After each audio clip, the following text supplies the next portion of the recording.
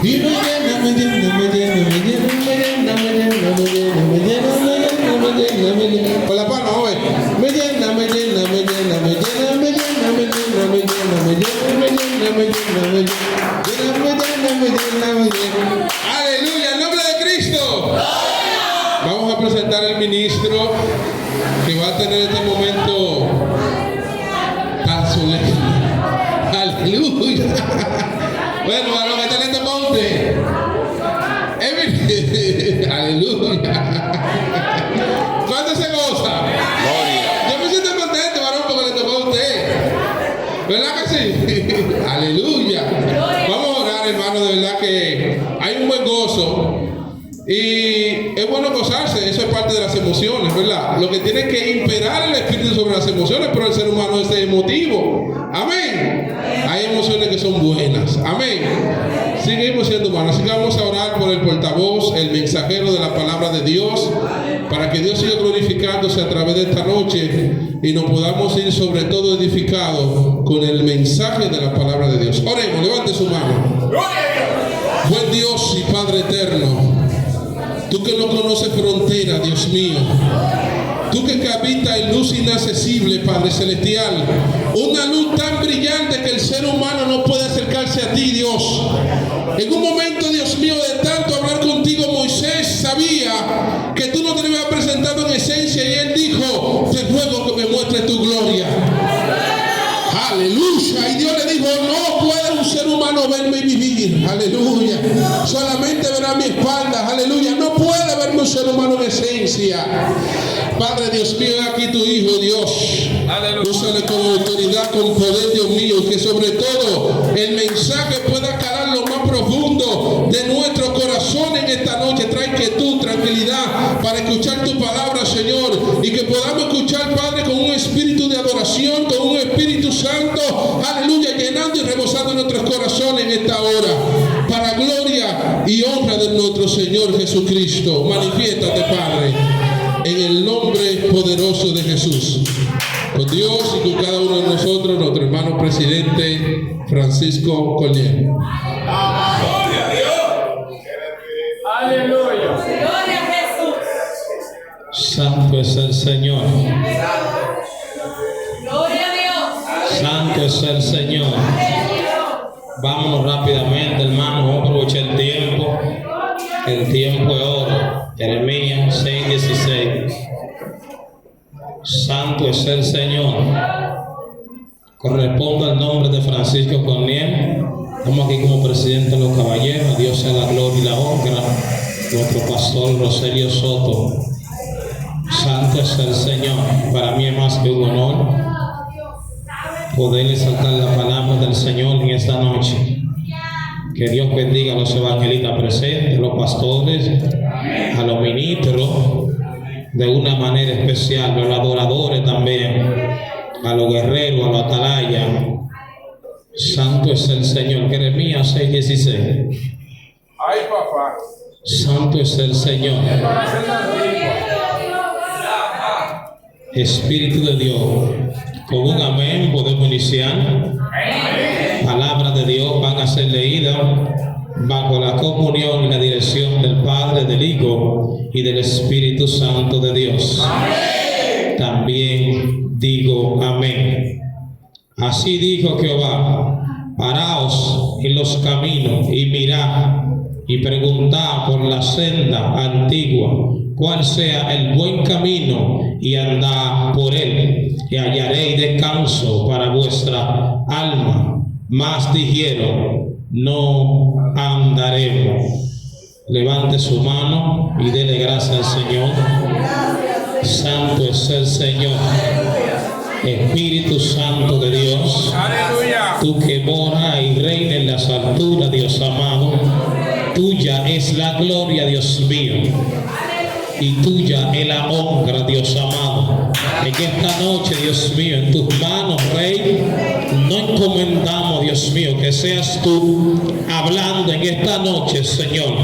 Anula, Padre, mi sentimiento, Dios, mi humanidad, Padre eterno, Dios mío, y habla tú por mí, Dios amado, que sea conforme a como tú quieres, Dios, en esta noche.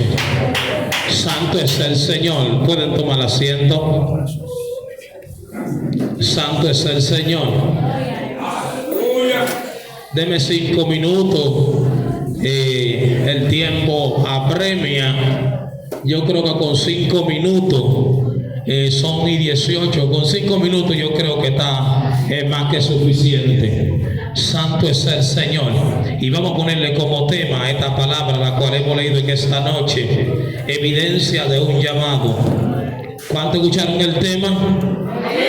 Evidencia de un llamado. Santo es el Señor. Cuando hablamos del profeta Jeremías, podemos ver un hombre o un joven que fue llamado a muy temprana edad, un joven que fue llamado aún y cuando él se lo imaginaba. Las escrituras o la historia establece que él era muy joven. Incluso él le puso a Dios diciendo, se excusó ante Dios diciendo que él era un niño, era muy joven. Entonces este llamado que Dios le hace a Jeremías, podemos ver que la palabra llamado, traducida en el griego, se puede decir kaleo. Kaleo representa el llamado que Dios hace al hombre. Puede ser el llamado al arrepentimiento, el llamado a pararse en la brecha, el llamado a pararse en los caminos, llamado al arrepentimiento de sus almas. Pues entonces la Biblia establece una historia bien bella, pero bien difícil. Es el sentir del corazón de Dios.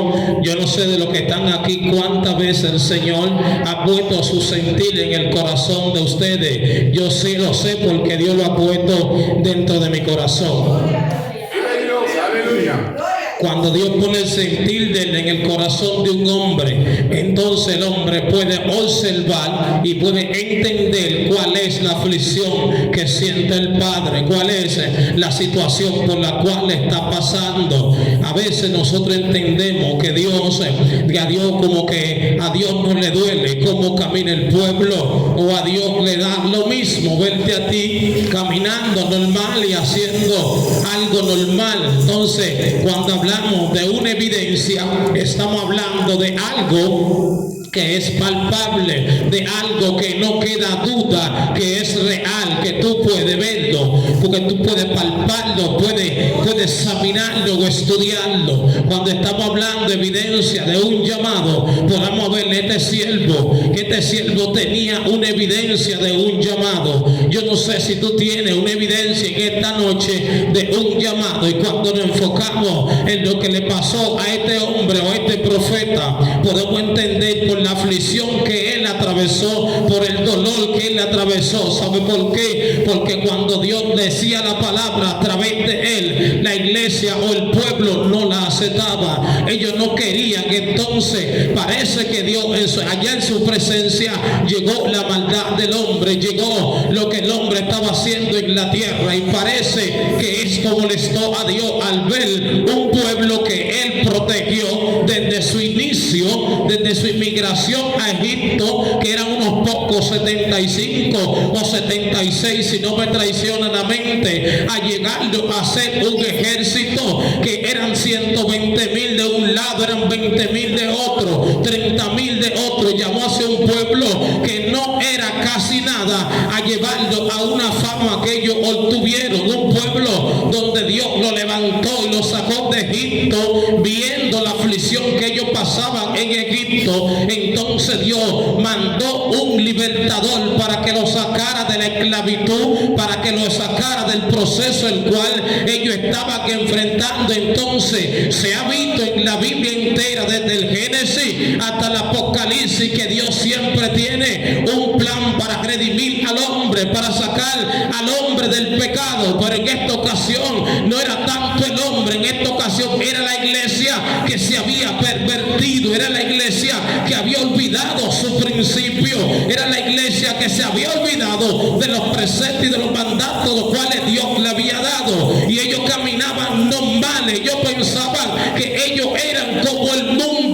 entonces al ellos pensar esto, se dieron vuelta atrás de los dioses paganos. Dice la escritura que en el sur de Israel había una nación llamada los asirios, y dice la escritura que ahí habían los hombres más perversos, los hombres más terribles estaban en aquel lugar. Y dice la escritura que Dios desde los cielos, hablando a través de la boca del profeta Jeremías, diciendo: oh Sión, ¿en qué has caído? Por cuanto tú no has querido ni obedecer mis mandamientos, por cuanto tú no has querido levantarte, tú no has querido escuchar mi voz.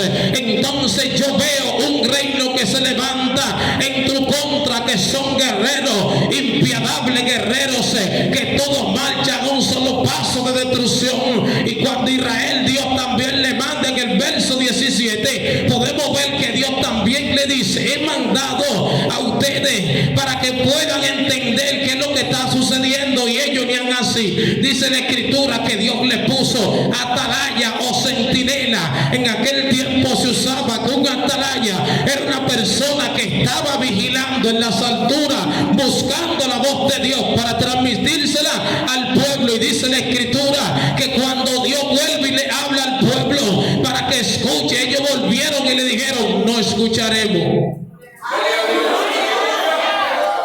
No queremos escuchar lo que ustedes dicen, o no queremos escuchar lo que tu Dios dice. Y dice la escritura que a este hombre lo atribularon tanto que hasta en la cárcel paró. No querían la voz de él, no querían que él hablara, porque ellos sí entendían que Jeremías venía de parte de Dios. Cuando tú estudias en el verbo, cuando la imprudencia, tú verás, tú te vas a fijar que tú te vas a encontrar que al final de la prudencia, de la imprudencia o imprudente, es una persona que conoce lo que es bueno, que conoce cuáles son las leyes, pero no las respeta, no las acepta, no las quiere. Fue un pueblo llamado para caminar en la obediencia de Dios, en que fueran fieles hacia Dios. Pero dice la escritura que parece que cuando ellos comenzaron a tener ganancia, cuando ellos comenzaron a volverse famosos o ricos, comenzaron a olvidarse de Dios, comenzaron a olvidarse de lo que Dios le había dicho, del principio que ellos tenían. Entonces, para hablarte de un principio tenemos que irnos al Génesis. ¿Qué pasó en el principio? ¿Qué aconteció con el hombre? ¿Qué fue lo que sucedió para que el hombre se quitara o se apartara de la presencia de Dios? Lo que sucede era que Dios necesitaba un hombre que estuviera parado en la brecha, una mujer que estuviera parada en la brecha. ¿Para qué? Para Dios hablarle a ese hombre, para que ese hombre le hablara al pueblo. Pero hoy en día podemos ver y entender que cuando Dios está usando un hombre, nosotros siempre nos enfrentamos, nosotros siempre le hacemos guerra, o queremos darle a entender que este hombre no ha sido llamado de Dios. Porque cuando pertenecemos al montón, cuando todos somos iguales, somos normales, somos naturales, cuando hay un hombre de Dios, no podemos percibir qué es lo que Dios quiere con el pueblo, y comenzamos a decir cuantas cosas queramos. Podemos ponerle traba a este hombre y más. En aquel tiempo se entendía que en la iglesia del Señor habían principales, había gente con autoridad, pero en aquel entonces los mismos principales, los mismos líderes se habían corrompido, los mismos que estaban llamados a andar por la senda antigua fueron los mismos que sacaron la ley de Dios fuera del templo, fueron los mismos que dijeron: no vamos a andar ni vamos a escuchar, porque parece que a ellos les convenía más lo que ellos hacían que lo que Dios hablaba.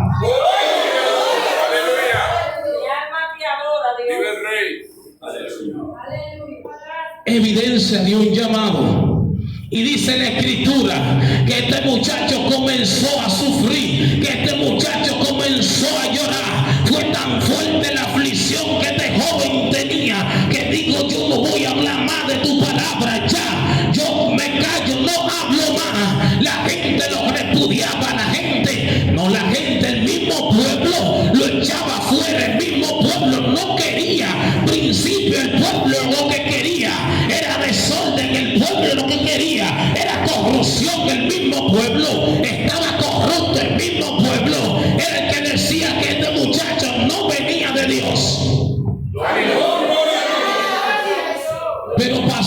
algo.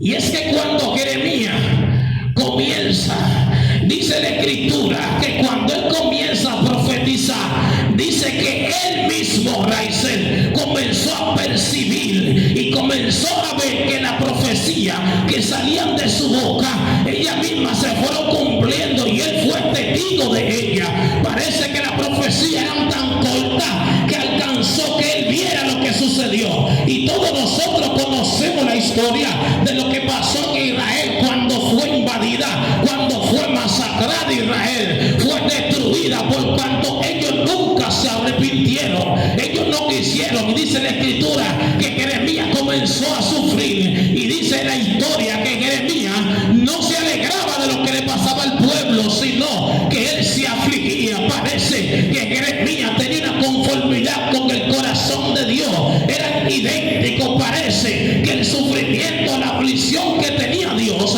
Jeremías comenzó a palpar adentro del pueblo. Y Jeremías, viendo el pueblo apático, viendo el pueblo seco, Jeremías viendo los líderes secos, Jeremías viendo que cuando se hablaba de propósito, el mismo cuando Dios, Espíritu Santo de Dios. Pero ¿sabe qué? A Dios no le interesaba un hombre normal. A Dios le interesaba un hombre que estuviera parado en su principio. ¿Por qué? Porque cuando Adán falló, Satanás logró sacarlo del principio del plan de Dios. Cuando tú estás fuera del plan de Dios o del principio de Dios, hay un problema. Tú eres inutilizable. Lamentablemente tú no funcionas, porque Dios necesita un hombre, Dios necesita una mujer, Dios necesita un líder que esté parado en la brecha, que esté parado en el camino. ¿Sabe por qué? Porque las futuras generaciones, cuando Dios se levantaran y Dios viera que no eran naturales, sino que eran gente que eran dignos de llevar o cargar la presencia de Dios, entonces Dios iba a comenzar a depositar su esencia o su presencia sobre ellos. Y parece que el enemigo entendió esto, y él parece que dijo: espérate, se han levantado demasiados hombres de Dios que me han hecho guerra, que me han destruido mi reino. Entonces yo voy a hacer que el pueblo se desenfrene, voy a hacer que el pueblo se le olvide el propósito por el cual él fue llamado, y voy a hacer que el principio en el cual fue instruido se le olvide. ¿Sabe para qué? Cuando a ti se te olvida tu principio, cuando a ti se te olvida tu llamado, entonces el pecado comienza a acabar con tu ministerio, con tu vida.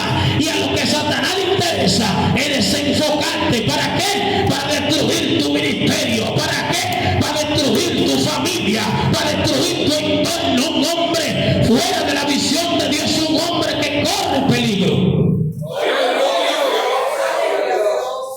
Evidencia de un llamado. Y este muchacho dijo: ya yo no voy a hablar más de ti, Señor, ya yo no quiero más, no me diga nada, que yo no voy a hablar.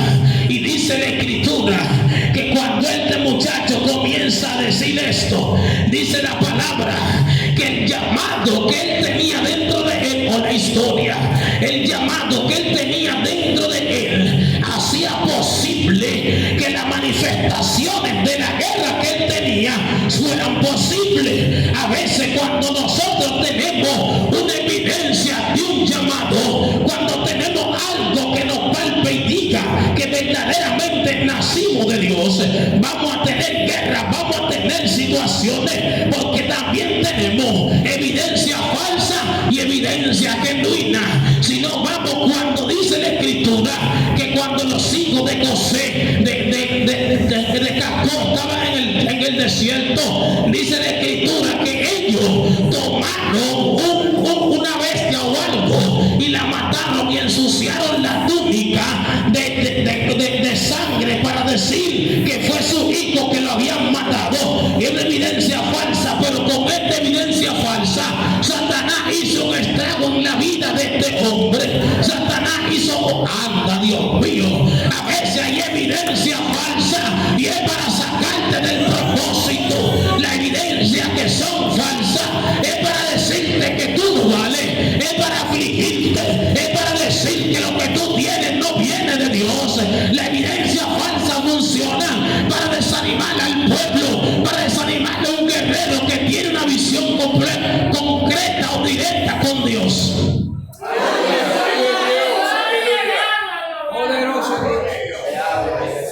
Santo Jesús. Evidencia de un llamado. Deben tremar, hermano. Evidencia de un llamado. A veces nosotros estamos pasando por dificultad o por problemas, por situación que enfrentamos, pero esta situación evidenciando que verdaderamente hay un llamado en tu vida, que verdaderamente Dios te llamó. A veces yo no sé cuánto los que estamos aquí perecemos por ese llamado, sufrimos, lloramos por ese llamado, a veces nos desanimamos, pero el mismo llamado te toca y te dice: levántate, despierta, porque no morirás ahí donde está. El mismo llamado te da fuerza, el mismo llamado te sustenta. ¿Para qué? Para que tú no caigas. Cuando tenemos una evidencia de un llamado, somos poco aceptables en los lugares. La gente no nos acepta, la gente entiende y dice: no, este hombre no califica. Y dice Pedro que la piedra angular vino a ser cabeza del ángulo. Y cuando nosotros tenemos la evidencia del llamado, comenzamos a sufrir, comenzamos a llorar, pero este sufrimiento no es eterno, el sufrimiento es pasajero. ¿Sabe por qué pasajero? Porque Pablo dijo: porque esta leve tribulación momentánea, esto va a pasar breve, esto un poquito para darme fuerza, esto un poquito para que yo entienda quién soy yo en Dios. Y cuando nosotros comenzamos a darnos cuenta que tenemos una evidencia, cuando comenzamos a darnos cuenta que somos llamados por Dios, comenzamos a saber quiénes somos en Dios, comenzamos a sentir las cosas de Dios, comenzamos a tener responsabilidad en Dios. Cuando nosotros entendemos cuál es el propósito y cuál es el principio en el cual yo debo caminar, en el cual yo debo andar. Último tiempo la iglesia está como dormida, la iglesia está normal, la iglesia está infuncional, la iglesia está como que le dieron con completando, hermano, y los espíritus atacando, hermano, dentro de los cultos, los espíritus atacando, hermano, en todos lugares. Tuve los espíritus en los altares, amado, tuve los espíritus en todo rincón. Entonces la iglesia no fue llamada para esto, la iglesia fue llamada para operar en poder de Dios. La iglesia fue llamada para caminar en dimensiones celestiales. La iglesia fue llamada para no ser normal. Los normales quieren y le gustan arrastrarte al ciclo de normales. Cuando tú eres un normal, tú quieres tener gente a tu alrededor que también sean normales. Cuando tú quieres ser espiritual, también tú quieres tener gente a tu lado que sean espirituales. Entonces en esta noche, hermano, déjame decirte que este es el tiempo que la iglesia tiene que despertar. Es el tiempo que la iglesia tiene que saber para qué fue llamada. La iglesia tiene que entender cuál es la visión y cuál es la responsabilidad que Dios ha puesto sobre ellos. Yo no sé si tú entiendes por qué son los golpes o por qué son los sufrimientos, porque es el ataque, es porque tú tienes una evidencia de un llamado que relata, aunque tú no adores, aunque tú no digas nada, aunque tú estés por ahí, la evidencia del llamado te busca y Dios le hace entender a los que están metidos en su visión cuáles tienen una evidencia de un llamado. En esta sala podemos haber 100 sentados, pero aquí Satanás sabe cuál tiene una evidencia. Aquí Satanás sabe qué persona tiene esa evidencia del cielo, tiene una evidencia de un llamado que brota, hermano. Yo no sé si tú puedes entender lo que yo te estoy diciendo. La evidencia del llamado se manifestó en Pedro allí cuando dijeron: tú te pareces a él porque tú hablas como él. Aunque Pedro negó o quiso negar la evidencia de su llamado, el mismo llamado lo delató. Cuando tú tienes una evidencia de Cristo sobre ti, tú puedes tener un coro de normal queriéndose normal, pero desde lejos se ve tu evidencia de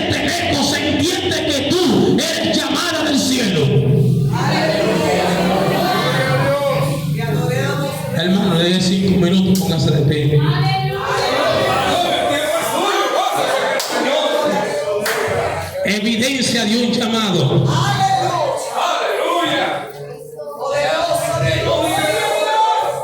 Cuando tú tienes la evidencia, yo no sé con quién el Señor está hablando en esta noche, pero cuando tú tienes la evidencia de ese llamado, hasta en sueño tú no tienes paz, hasta en sueño tú peleas, hasta en sueño te hacen guerra, hasta en sueño tú tienes situación, tú tienes problemas, porque aunque tú estés durmiendo, para Satanás no se conforma, aunque tú estés ahí, él no se conforma, él como quiera quiere atormentarte, él como quiera quiere pelear contigo.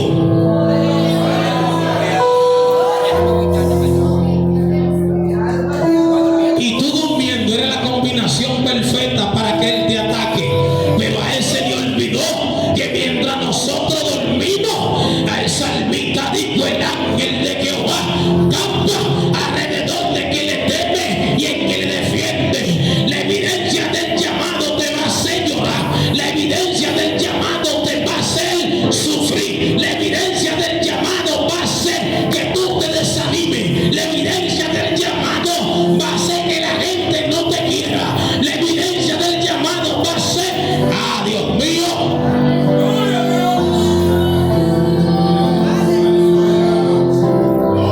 tú fuiste llamado, tú fuiste escogido por un Dios que cree que tú puedes.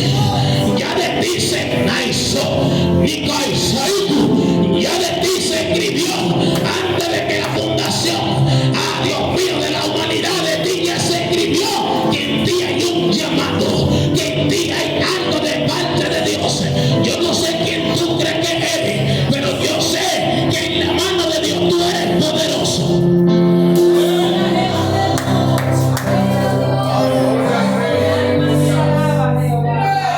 Santo es el Señor.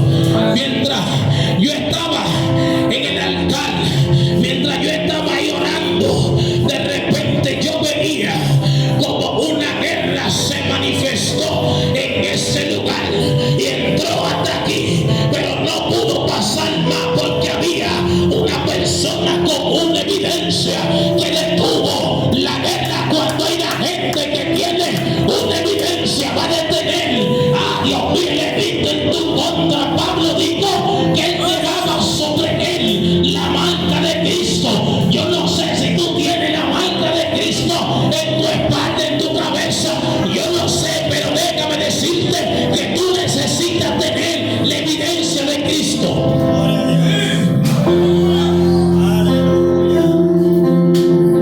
Levanta tu mano que yo termine. Dile al Señor: yo quiero volver a mi principio, Dios. Yo no sé cómo fue que atacaron tu principio. Yo no sé cómo fue que te sacaron de tu primer amor. Yo no sé cómo Satanás hizo que tú te desviaras de lo algo lindo que Dios estaba construyendo en ti. Yo no sé cómo fue que tú te apartaste del principio. Yo no sé qué fue lo que aconteció, cómo fue que pasó, o si el enemigo te golpeó. Dios está hablando como una mujer aquí. Yo no sé qué te hizo Dios o qué fue lo que te pasó, que tú te apartaste de ese principio, que tú te apartaste de esa senda que Dios te dijo que caminara, que no te desviara y que caminara por ella. Pero en esta noche Dios te vuelve a unir con tu principio.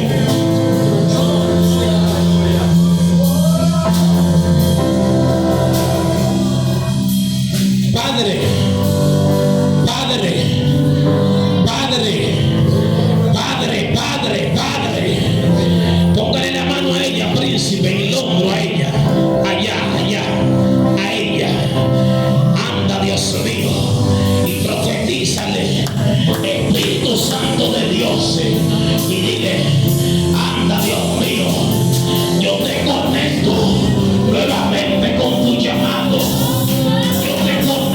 Nuevamente, yo te vuelvo a formar como antes era. Yo te vuelvo a llenar.